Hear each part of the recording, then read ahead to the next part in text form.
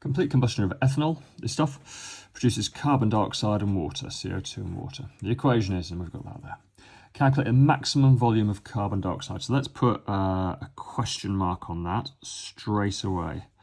It wants the volume in centimetre cubes. Let's put question mark centimetre cubed there. That can be produced from 8 grams of oxygen. 8 grams here. It's really important you put this information on top of the equations. We need to know which way through the equation we're working. Sometimes we have to work forward, sometimes we have to work backwards, and that makes a massive difference. So always do this. Once you've done that, we can cross out everything we haven't put any information above or below, so that can go and that can go. Right, it says give your answer in centimetre cube. Let's underline that as well, and let's just underline that we've got this information here. One more, any gas occupies 24 decimetre cubed. So we've underlined those because, of course, they're different, and that means most people are going to get it wrong because they won't realise that. So we've underlined it because we don't want to fall for that. Right, this is a calculating quantities question, and calculating quantities questions always have 3 stages. First stage is always moles, second stage is always stoichiometry, third stage is always moles. Right, in stage 1, moles. We have to calculate the moles of whatever we've written the information of in the equation where we've got some information. We've got information about the oxygen here. So we're going to have to calculate the moles of oxygen. And we've been given a mass, 8 grams of oxygen. So moles equals mass over formula mass, and you have to learn these equations. I use the abbreviation MR for formula mass. I can't be bothered to write out formula mass. Right, a formula number is a little number. There's a little number 2 after the O. Forget the big 3 just for the moment. We'll deal with that later. That's a stoichiometry number, a balancing number. That's not a formula number. Formula numbers are only little. O2, so that's O plus O in O2. One oxygen is 16, so 16 plus 16 equals 32. Our formula mass is 32. Our mass is 8 grams. We know it's a mass because it's got a unit after it, grams. 8 divided by 32 is 0.25 a mole. Give that a tick and give yourself 1 mark if you've got that far. Well done. Okay, stage 2, stoichiometry. Stoichiometry means big numbers. It's the balancing numbers, the big numbers in the equation we look at. Let's write out the part of the equation that we haven't crossed out. 3O2 makes 2CO2. Now, we are going to go from the oxygen to the carbon dioxide in this stage, and we have to put an arrow starting at the big number 3 and heading towards the big number 2. Remember, if there's no big number, it's always a 1. Okay, now the stoichiometry normally is fairly straightforward. It's normally doubling, so it could be a 2 and a 4. Halving, it could be a 4 and a 2. It could be the same, a 2 and a 2. Bit different this time. It's we've got 3 moles of oxygen on the left going to 2 moles of carbon dioxide on the right. So what maths, using the mathematical symbols divide or multiply, are we going to do to number 3 to send to number 2? Okay, well, that's a 2/3ing relationship. That's not really great English, is it?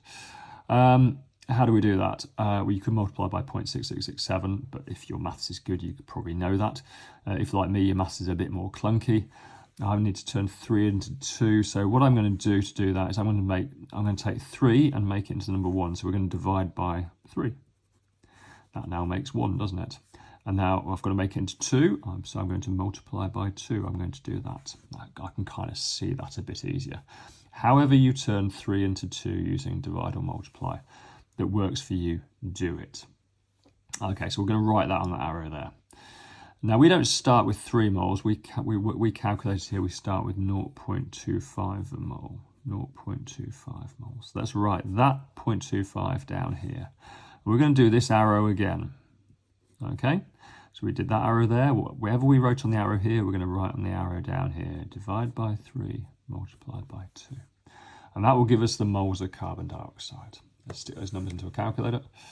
And I imagine it's going to be 0.166666 recurring, but let's do it into the calculator and see what happens. 0.25 divided by 3, multiplied by 2 equals, let's press these buttons to get, we're going, yeah. 0.166 recurring. So that's how many moles of carbon dioxide we have, moles of carbon dioxide. Okay, so that's our stoichiometry stage done. Our third stage, moles. Okay, and we have to pick the right moles equation. Now we've got carbon dioxide gas here, and it wants a volume. So we need to learn moles equals volume divided by 24. 24 is the volume 1 mole of any gas always occupies. Now you're always given that, but so you don't need to learn it, but then you do need to learn this equation, so you do need to learn it. So moles equals volume divided by 24. So that's our gas moles equation. This is our solid moles equation. Okay, and there's one for solutions as well, but we don't need that for this question. Okay, so moles. Here is our moles down here. So that number there can go straight over here, 0.1666 recurring. Okay, equals, volume is what we're trying to figure out. That's our question mark divided by 24. Just need to rearrange this equation now to make question mark the subject. I always do this with formula triangles. Formula triangles are always a triangle. They always have a divide and they always have a multiply. And all you need to do is ask yourself which mathematical symbol you have here. Answer divide. Well, there's our divide, there's our divide. What's on top of the divide? The question mark. That's right, question mark there. So the base of the triangle must be the other two numbers. 0.166 recurring and 24 there. Put your finger over the question mark and we're going to multiply those two together. So 0.1666 recurring multiplied by 24. So there's our number there. Now we don't round mid-calculation, so we'll just leave it in there like that. Multiplied by 24 equals answer 4, which is what we'd expect. It's a sixth, isn't it? 0.16667. So yeah, 4 is a sixth of 24. So 4. Now that is 4 decimeter cubed. Okay, that's 4 decimeter cubed. That is not what we're asked. So centimeter cubed. So there are 1,000 centimeter cubed in 1 decimeter cubed. So 4 times 1,000 equals 4,000 centimeter cubed. And there is our final answer. Okay, all these questions and more on elshamhighchemistry.com.